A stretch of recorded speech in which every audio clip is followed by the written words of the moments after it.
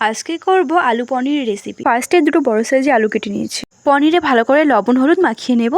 মা বলে আমি নাকি রান্না পারি না, তো চলো আজকে রান্না করিয়ে দেখিয়ে দেবো। একটি পাত্রে কেটে নিয়েছি রান্নার জন্য সব উপকরণ।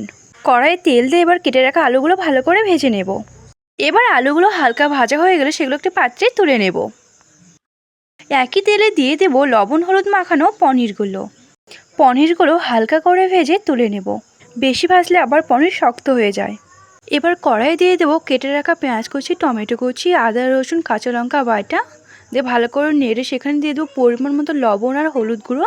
আরও দিয়ে দেবো লঙ্কা গুঁড়ো এবং ধনে গুঁড়ো। সব কিছু মিশিয়ে মশলা থেকে তেল ছাড়লে সেখানে দিয়ে দেবো পরিমাণ মতো জল। ভালো করে নেড়ে চেড়ে সেখানে দিয়ে দেবো ভেজে রাখা আলু আর দিয়ে দেবো ভেজে রাখা পনির। সব কিছু ভালো করে মিক্স করে নিয়ে ওপর দিয়ে ধনেপাতা ছড়িয়ে দিলে ব্যাস রেডি আমাদের আলু পনির। তো কেমন লাগলো কমেন্টে জানিও। বাই।